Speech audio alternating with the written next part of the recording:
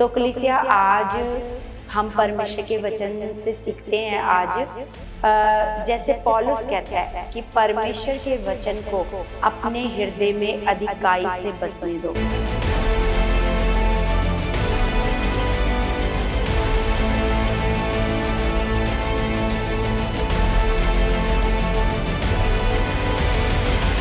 Praise the Lord everyone, God bless you all.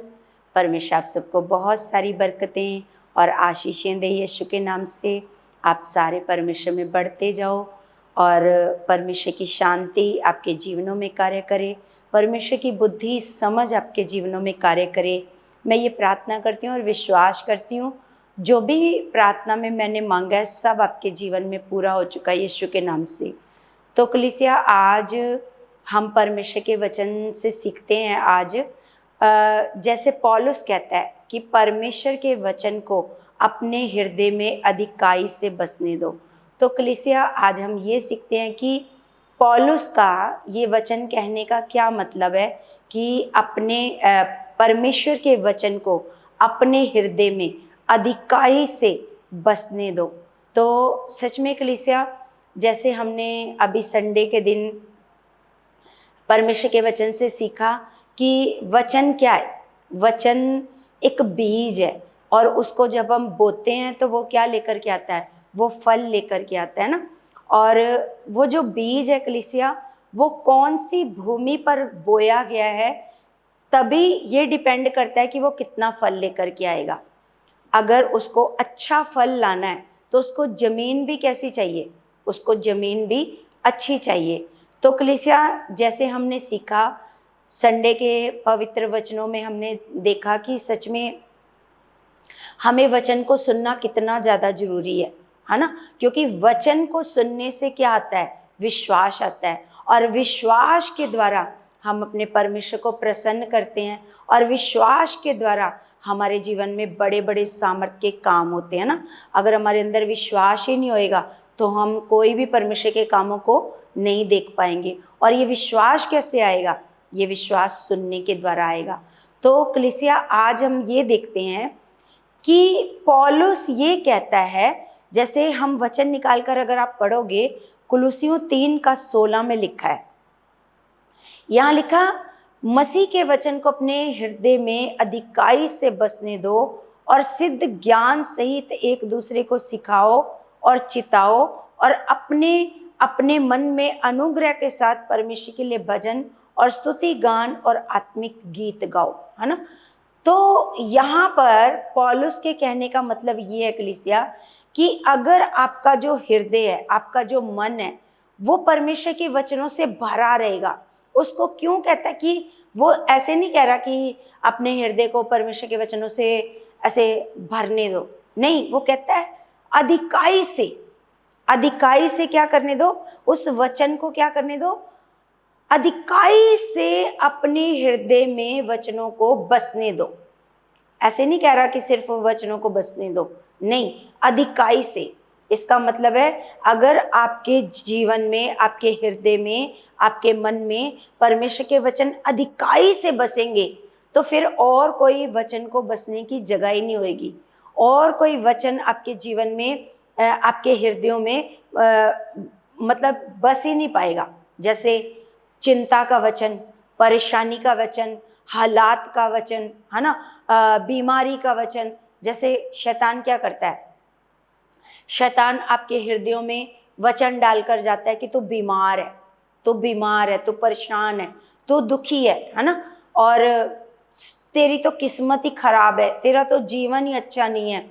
ये वचन शैतान मन में डालता है। लेकिन वहीं अगर हमारा हृदय परमेश्वर के वचनों से भरा रहेगा, हमारा मन परमेश्वर के वचनों से भरा रहेगा तो सच में क्या होएगा, फिर वो वचन को तो जगह ही नहीं मिलेगी, है ना। वो वचन को जगह ही नहीं मिलेगी और वचन क्या हो जाएगा, वो वापसी चला जाएगा, बाहर गिर जाएगा, है ना, आपके हृदय में नहीं रुकेगा। क्योंकि आपका हृदय पहले से ही परमेश्वर के वचनों से भरा हुआ है। तो सच में कलीसिया हमें परमेश्वर का वचन कहता है कि जब आपका हृदय परमेश्वर के वचनों से भरा रहेगा फिर कोई चिंता आपको परेशान नहीं कर पाएगी, कोई दुख, कोई परेशानी आपको परेशान नहीं कर पाएगी, क्योंकि आपको पता है कि खुदा का वचन क्या कहता है। खुदा का वचन ये कहता है कि बीमारी के लिए भी परमेश्वर का वचन है, क्योंकि खुदा का वचन ये कहता है कि परमेश्वर अपना वचन भेजकर रोगी को चंगा करता है ना। और जिस सत्यानाश के गड्ढे में वे पड़े हैं, उनमें से वचन के द्वारा वो उनको निकालता है। तो कलीसिया, हमारे जीवन में जो कुछ भी होता है ना, चाहे बीमारी से चंगा होना हो, चाहे हालात से बाहर आना हो, चाहे तकलीफ से बाहर आना हो, चाहे आपको कलेशों में शांति मिलना हो, कैसे होएगा? सब वचन के द्वारा होएगा, सब परमेश्वर के वचन के द्वारा होगा।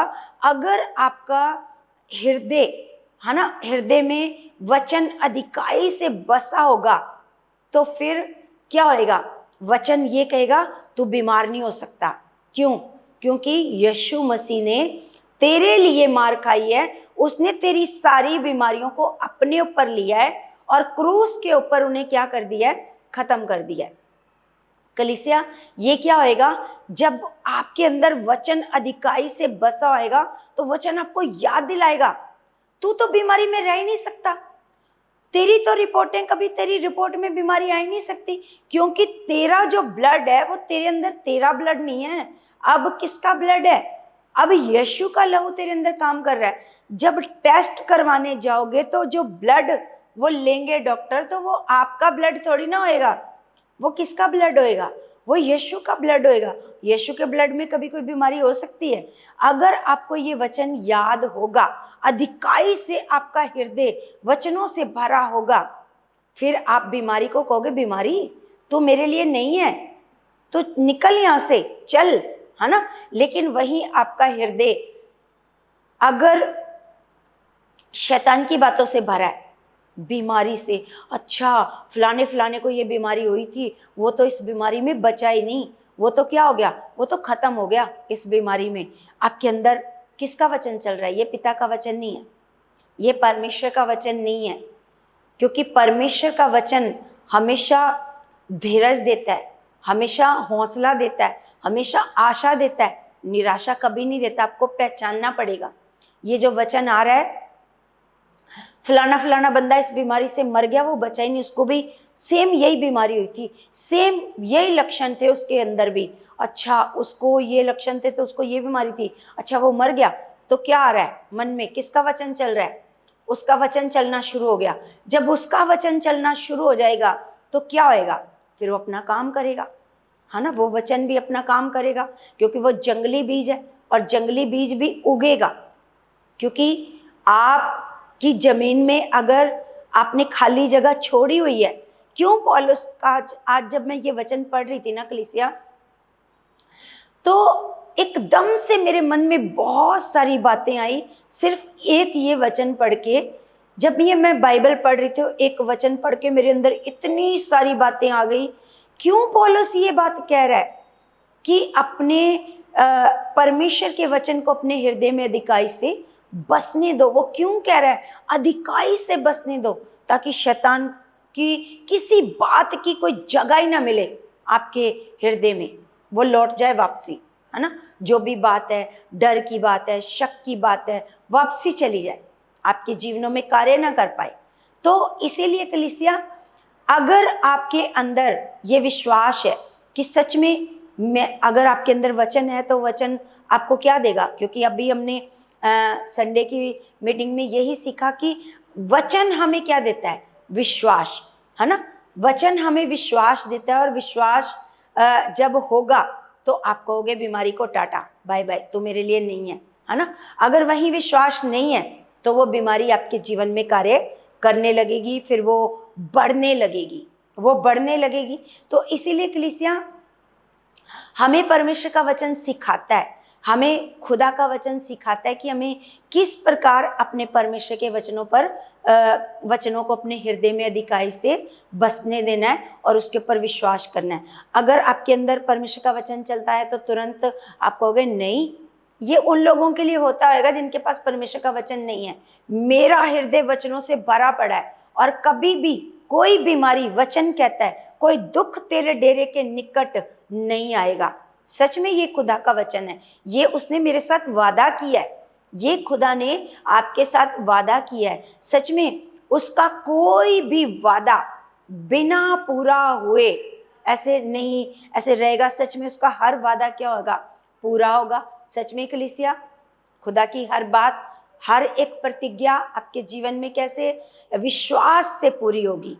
तो इसीलिए कलीसिया हमें खुदा का वचन सिखाता है हमें किस प्रकार परमेश्वर के वचनों को अपने हृदय में ऐसे बसने देना है। क्यों? क्योंकि यही आपके लिए क्या है, जीवन है। अगर आपके अंदर खुदा का वचन नहीं होएगा तो क्या होएगा, शैतान का वचन काम करने लगेगा, और शैतान के वचन से मृत्यु है, और परमेश्वर के वचन से क्या है, जीवन है। तो इसी तरह कलीसिया, जैसे हम एक वचन पढ़ते हैं फिलिपियों 4 का, हम पढ़ते हैं 4 का 7 में लिखा है कि तब परमेश्वर की शांति जो सारी समझ से परे है तुम्हारे हृदय और तुम्हारे विचारों को मसीह यीशु में सुरक्षित रखेगी, है ना। मसीह की शांति, जब हमारे अंदर परमेश्वर का वचन चलेगा तो मसीह की शांति क्या करेगी, सारी समझ से जो परे है तुम्हारे हृदय और तुम्हारे विचारों को मसीह यीशु में सुरक्षित रखेगी। सच में कलीसिया, यीशु मसीह की शांति, है ना, क्या करेगी, तुम्हारे हृदय और तुम्हारे विचारों को, हमारे हृदय को क्या रखेगी, वो सुरक्षित रखेगी, और हमारे विचारों को यीशु मसीह में क्या रखेगी, वो सुरक्षित रखेगी। इसलिए कलीसिया, खुदा का वचन रोज पढ़ने की आदत डालनी है। रोज पढ़ो परमेश्वर का वचन, रोज परमेश्वर के वचन पर मनन करो, और रोज रोज जब एक एक करके परमेश्वर का वचन आप लगातार मनन करते जाओगे तो वचन अधिकाई से आपके अंदर बस जाएंगे। आपके अंदर बहुत सारे वचन ऐसे बसने लगेंगे। कोई भी हालात आएगा आपको तुरंत वचन याद कराएगा, नहीं ये ऐसे बोलना है तो नहीं, ऐसे विश्वास करना है तो नहीं, वचन आपको याद करवाएगा। तो कलीसिया, जैसे हम एक वचन पढ़ते हैं यिर्मयाह की किताब में। यिर्मयाह परमेश्वर के वचन को क्या कहता है, यिर्मयाह कहता है 23 का अगर हम इसका 29 पढ़ते हैं तो 29 में लिखा है कि यहोवा की ये वाणी है, क्या मेरा वचन आग सा नहीं, है ना। यिर्मयाह कह रहा है कि परमेश्वर की ये वाणी है कि परमेश्वर ये कह रहा है, क्या मेरा वचन आग सा नहीं, फिर क्या ऐसा हथौड़ा नहीं जो पत्थर को फोड़ डाले, है ना। परमेश्वर का वचन ये कह रहा है ना, कि मेरा वचन क्या आग सा नहीं है ना। आग क्या करती है कलीसिया, अगर आप कहीं खरपतवार ऐसे ज्यादा हो गई है ना, तो क्या होता है, आग लगाते हैं तो सारी खरपतवार क्या हो जाती है, जल जाती है ना। उसी तरह कलीसिया, परमेश्वर का वचन हमें यिर्मयाह बता रहा है कि वचन ये कह रहा है, परमेश्वर कह रहा है, क्या मेरा वचन आग सा नहीं, है ना। वो आपके सारे पापों को जला कर क्या कर देता है, राख कर देता है ना। और हथौड़ा, वो देखो खुदा का वचन ये कह रहा है मेरा वचन हथौड़ा है, क्या वो पत्थर को तोड़ता नहीं है ना। तो हथौड़ा नहीं है कि वो पत्थर को तोड़ डाले। पत्थर का मतलब है आपके जीवन के कलेश, आपके जीवन के हालात, आपके जीवन की परेशानियां, रोग, बीमारियां जो आपको पत्थर के जैसे लग रहे हैं, पहाड़ के जैसे। जैसे यीशु ने भी पहाड़ का दृष्टांत दिया था ना, पहाड़, है ना, इसको उखाड़ने के लिए, है ना। तो उखाड़ने के लिए भी क्या बोलना है, वचन, चल उखड़, है ना। अब ये वचन है, और वचन क्या करता है, पत्थर को तोड़ देता है। सच में कलीसिया, हमारे जीवन में परमेश्वर का वचन कितना ज्यादा महत्व रखता है, आपको देखना पड़ेगा। कई लोग परमेश्वर के वचनों को बड़ा ही ज्यादा इग्नोर करते हैं, वचन को कभी नहीं बाइबल को खोल करके पढ़ते, कभी परमेश्वर के वचन को नहीं सुनते। उनको लगता है प्रार्थना कर ली है बहुत है। लेकिन कलीसिया, प्रार्थना से भी ज्यादा महत्व परमेश्वर के वचन का है। परमेश्वर के वचन का ज्यादा महत्व है प्रार्थना से। मैं ये नहीं कह रही कि प्रार्थना जरूरी नहीं है, लेकिन प्रार्थना भी जरूरी है, लेकिन वचन भी उससे कई गुना ज्यादा जरूरी है ना। तो कलीसिया, हमें परमेश्वर का वचन बताता है कि जिस प्रकार परमेश्वर का वचन, एक हम वचन और पढ़ते हैं यशायाह की पुस्तक में 55 अध्याय 55 का हम पढ़ते हैं 10, है ना। तो हाँ, अगर 10 से ही पढ़ते हैं तो अच्छे से समझ में आएगा। लिखा, जिस प्रकार से वर्षा और हिम आकाश से गिरते हैं और वहां यों ही नहीं लौट जाते, वरन भूमि पर पड़कर उपज उपजाते हैं, जिससे बोने वाले को बीज और खाने वाले को रोटी मिलती है। परमेश्वर का वचन ऐसे उदाहरण से बता रहा है कि जिस प्रकार वर्षा जब भूमि पर पड़ती है तो क्या होता है, जमीन उपजाऊ होती है। आप देखते हो कि कलीसिया जब भी बारिश होती है तो उपज ज्यादा होती है ना। तो वो जमीन को क्या करती है, बारिश उपजाऊ बनाकर जाती है। तो परमेश्वर का वचन हमें लोगों को बता रहा है कि वो यूं ही नहीं लौट जाती, भूमि पर पड़कर उसको क्या बनाती है, उपजाऊ बनाती है, जिससे बोने वाले को बीज और खाने वाले को रोटी मिलती है। मतलब अगर किसी के पास बीज नहीं होता तो क्या होता है, उसको बीज भी मिलता है आगे बोने के लिए। आगे बोने के लिए क्या मिलता है, बीज, और खाने वाले को उससे रोटी भी मिलती है। कलीसिया हम देखते हैं कि जब बारिश नहीं होती, पुराने समय में बहुत अकाल पड़ा करते थे। अकाल ना पड़ने से अगर बारिश नहीं हुई तो क्या होता था, अकाल पड़ गया, अकाल पड़ने से उपज भी नहीं होती थी, है ना। उपज नहीं होएगी तो बीज कहाँ से होएगा, रोटी कहाँ से होएगी। तो वचन ये कहता है उसी प्रकार से मेरा वचन भी होगा।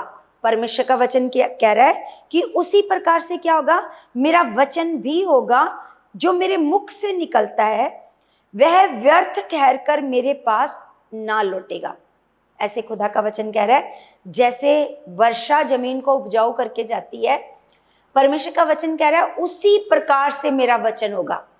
वचन भी आपके जीवन को क्या करता है, हरा भरा करके जाता है, उपजाऊ करता है, आपको ब्लेस करता है, आपको आशीषित करता है, आपको शांति से भरता है, आपके जीवन में वो चंगाई को लेकर के आता है परमेश्वर का वचन।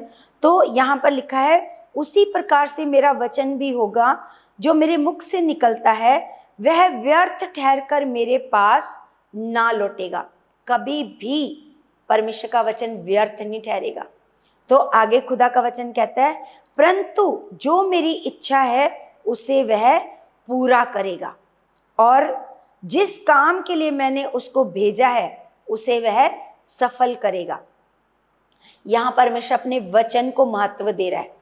वचन को कह रहा है कि जिस काम के लिए मैंने उसे भेजा होगा वो उसे निश्चय पूरा करेगा। सच में खुदा का वचन अगर चंगाई के लिए आया है तो चंगा करके जाएगा, अगर ब्लेसिंग के लिए आया तो ब्लेस करके जाएगा, अगर शांति के लिए आया तो शांति देकर जाएगा, अगर छुटकारे के लिए आया है तो छुटकारा देकर के जाएगा। सच में कलीसिया, खुदा का वचन बड़ा महत्व रखता है हमारे जीवन में। आपने खुदा के वचनों का आदर करना है, खुदा के वचनों पर चलना है। और कलीसिया सच में जब आप खुदा के वचनों पर चलते हो, खुदा के वचनों को अपने हृदय में अधिकाई से बसने देते हो, तो फिर क्या होता है, फिर उसके फल नजर आने शुरू हो जाते हैं। वचन के फल नजर आने शुरू हो जाते हैं, क्योंकि अगर वो बस गया, जैसे वो बस गया तो वो क्या करेगा, वो जड़ पकड़ेगा, है ना। जैसे कुलुसियों की पुस्तक में लिखा है कि जड़ पकड़ो और बढ़ते जाओ। तो एक बीज जब जमीन में पड़ता है तो वो क्या करता है, परमेश्वर का वचन बीज है ना।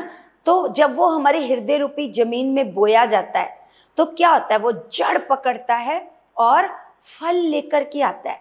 कलीसिया उस वचन का फल क्या होएगा, आपके व्यवहार में स्थिरता आ जाएगी। व्यवहार में क्या आ जाएगी, एक स्थिरता आ जाएगी, एक मजबूती आ जाएगी। आप किसी भी परेशानी में, किसी भी हालात में अपना आपा नहीं खोओगे, है ना। आप मजबूत रहोगे। आप जब मजबूत रहोगे, क्योंकि आपको क्या आएगी, फैसले लेने की समझ आ जाएगी। आपके अंदर फैसले लेने के लिए बुद्धि, समझ आ जाएगी, और आपके अंदर आत्मविश्वास बढ़ जाएगा। ये कैसे होएगा, जब वचन फल लाएगा। वचन को जब आप अपने हृदय में बसने दोगे, बसेगा, क्योंकि कलीसिया जब बीज जमीन में जाकर वहां पर बसता है, कुछ दिन वहां पर रहता है, फिर वो जड़ पकड़ता है, फिर वो ऊपर आता है, फिर वो फल लेकर के आता है। इसी तरह कलीसिया, पौलुस के कहने का मतलब है कलीसिया, जब मैंने परमेश्वर का ये वचन ऐसे पढ़ रही थी तो मेरे को पता चला कि किस प्रकार परमेश्वर का वचन क्या करता है, जब हमारे हृदय में बसता है तो क्या होता है, फिर वो फल लेकर के आता है। फल जब लाता है तो वो फल फिर लोगों को नजर आते हैं। आप किसी भी परिस्थिति में मतलब आप परेशानी होते, चिंता नहीं करते, ये फल लोगों को नजर आते हैं। वाकई इसके अंदर परमेश्वर का वचन कार्य करता है कि जब कोई हालात आता है तो इसको कोई फर्क नहीं पड़ता, ये अपना मन उदास नहीं करता, ये स्थिर रहता है, ये मजबूत रहता है। कलीसिया, ये वचन का फल होता है जब आप किसी परिस्थिति में मजबूत रहते हो। किसी भी परिस्थिति में आप जब मजबूत रहते हो तो ये वचन का ही फल होता है। तो इसी तरह कलीसिया, हम ये देखते हैं कि आपका जब ये जो भी ये बीज आपके हृदय में बसता है, तो जब ये फल लाता है तो कोई भी मुसीबत में ये आपको टूटने नहीं देता। ये जो परमेश्वर का वचन है, किसी भी परिस्थिति में क्या नहीं करता, ये आपको टूटने नहीं देता और आपको थाम कर रखता है, आपको ऐसे मजबूत करता है परमेश्वर का वचन। फिर ये फर्क लोग देखते हैं। सच में कलीसिया, हम ये देखते हैं, सच में ये आपके भीतरी मनुष्यत्व को क्या कर देता है, परमेश्वर का वचन मजबूत कर देता है। आपका भीतरी मनुष्यत्व क्या हो जाता है, मजबूत। तो जब कोई आपको जरा सा बीमारी के लक्षण नजर आते हैं, तो अगर आपका भीतरी मनुष्यत्व मजबूत है तो आप कहोगे नहीं नहीं, ये मेरे जीवन में हो ही नहीं सकता, है ना, मैं कभी भी, मेरे जीवन में ये बीमारी आ ही नहीं सकती, क्योंकि सच में मैं तो यीशु के लहू में सुरक्षित हूँ, मैं तो यीशु के लहू से कवर हूँ, कोई बीमारी मुझे छू भी नहीं सकती, है ना, मेरे जीवन में, मेरे अंदर वो प्रवेश भी नहीं कर पाती। ये झूठ दिखा रहा है शैतान, झूठे लक्षण ही है उसके। तो जैसे ही आप मजबूत हो वचनों में, आपके हृदय में वचन बसा हुआ है, तो ये फर्क लोगों को नजर आएगा। हर परिस्थिति में, बीमारी में, कलेशों में आप अंदर से क्या निकाल रहे हो, क्योंकि ये फल जब आपके अंदर रहते हो, आप अपने मुंह से क्या निकाल रहे हो कि हाय मेरे को टेस्ट कराने जाना पड़ेगा। मैं कई लोग पास्टर से पूछने लग जाते हैं, पास्टर जी क्या मैं टेस्ट करवाऊं, क्या मैं डॉक्टर से दवाई ले आऊं, ऐसे करने लग जाते हैं। तो भाई, अगर आपको विश्वास है परमेश्वर पर तो परमेश्वर पर भरोसा रखो। अगर विश्वास नहीं है तो जाओ डॉक्टर के पास, जाओ चेकअप कराओ, जाओ टेस्ट करवाओ, है ना। ये टेस्ट, ये इसका ख्याल कब आएगा आपके जीवन में, जब आपके हृदय में परमेश्वर का वचन नहीं है, आपने अपने हृदय में उसको अधिकाई से बसने नहीं दिया।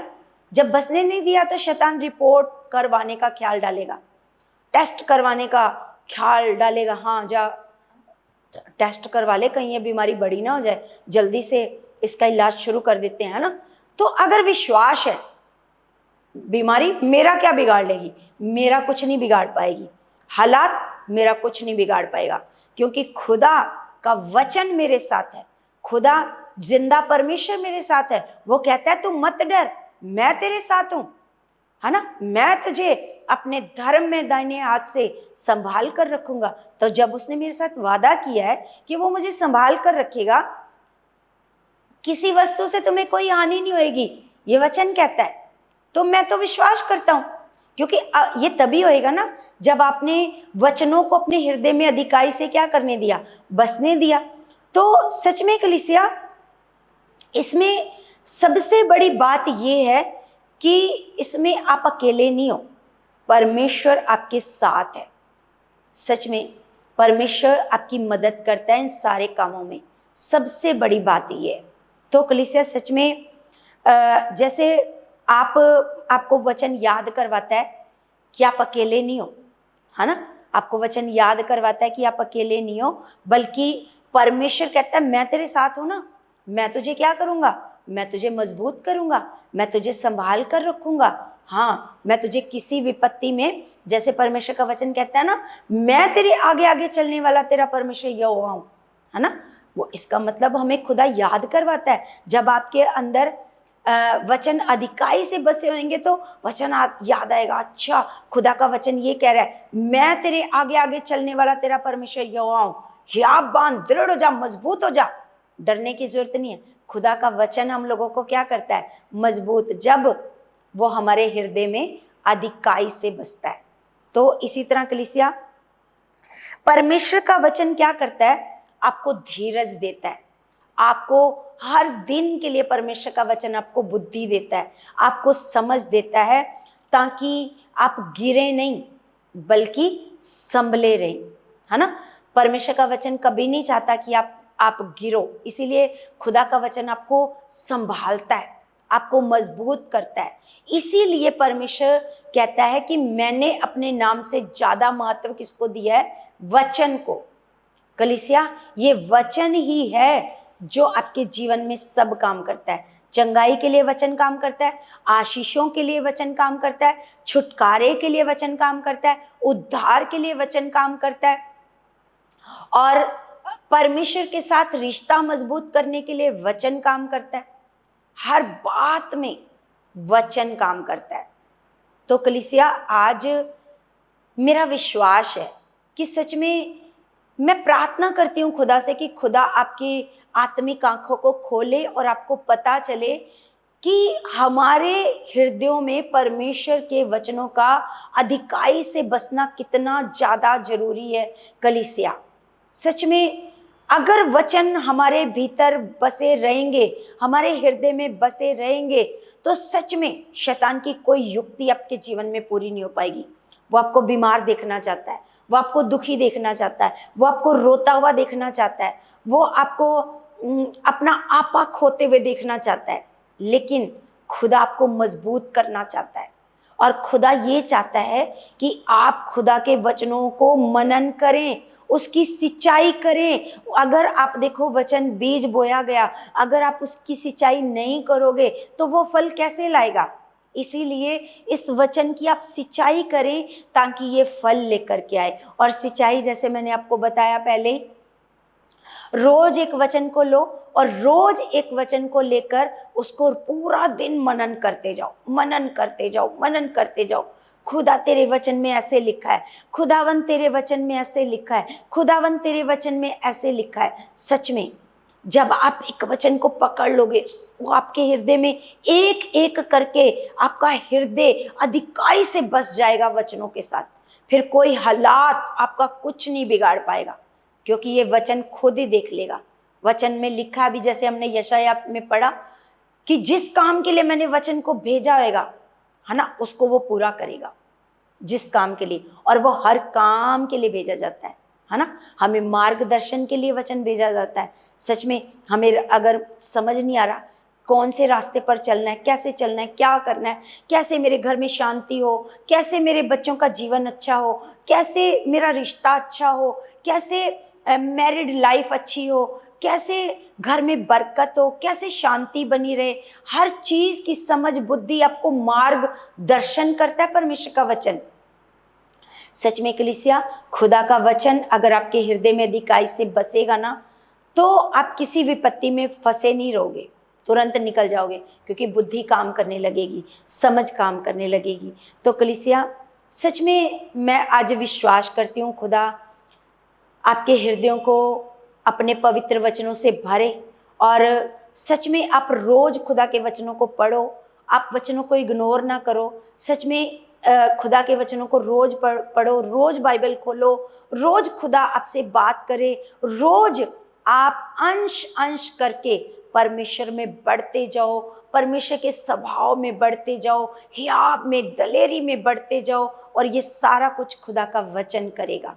सच में कलीसिया, प्रार्थना और वचन हमारे लिए बहुत ज़्यादा जरूरी है। इसलिए मैं परमेश्वर का बहुत सारा धन्यवाद करती हूँ आज के खूबसूरत वचन के लिए, कि खुदा इतना अच्छा वचन आपने हमें दिया ताकि हम वचन को और अपने हृदय में बसाएं और बसाएं, अधिकाई से बसाएं यीशु मसीह के नाम से। तो कलीसिया, और हम लास्ट में छोटी सी प्रार्थना करते हैं। मैं आपके लिए प्रार्थना करती हूँ, आप सबके लिए मैं प्रार्थना करती हूँ कि सच में आज आपकी आत्मिक आंखें खुले और आप भी परमेश्वर के वचन को अपने हृदय में अधिकाई से बसाओ और वचन को महत्व देना सीखो। तो कलीसिया सब आंखों को बंद करो, मैं आपके लिए प्रार्थना करती हूँ। स्वर्गीय पिता, मैं आपका धन्यवाद करती हूँ। जीवित परमेश्वर, आप जिंदा खुदा हो मेरे स्वर्गीय पिता। मैं आपसे विनती करती हूँ, प्रार्थना करती हूँ खुदावंद, आपके बच्चों के लिए मैं मांगती हूँ मेरे सामर्थी पिता। पिता, इनका मन आपके वचनों में लगे और वचन पढ़ने में पिता परमेश्वर सच में खुदावंद पिता परमेश्वर जी, एक एक वचन पिता इनको गहराई से समझ आए, गहरी गहरी बातें इनको समझ में आए मेरे स्वर्गीय पिता। मेरे खुदावंद आज इनके आत्मिक कान खुले, आत्मिक बुद्धि खुले, आत्मिक समझ खुले पिता। ये जो भी आपका पवित्र कलाम पढ़े पिता, वो इनके हृदय में अधिकाई से बस जाए मेरे खुदावंद, और सच में वो जड़ पकड़कर बहुत सारा फल लेकर के आए और इनके जीवनों में जो फल आए वो हमेशा के लिए बना रहे खुदावंद। मैं विश्वास करती हूँ खुदा, आप हमारे बीच में मौजूद हो और हमारी हर एक विनती प्रार्थना का आपने उत्तर दे दिया। सच में खुदा, हम आपके बिना कुछ भी नहीं है, आपके वचनों के बिना हम कुछ भी नहीं है खुदावंद। सच में पिता, मैं प्रार्थना करती हूँ आपके वचन इनके जीवनों में बहुत सारा फल ला चुके हैं और इनको छुटकारा दे चुके हैं, इनको चंगाई बरकत आशीष दे चुके हैं यीशु मसीह के नाम से। आमीन आमीन। सबको जय मसीह की, जय मसीह की।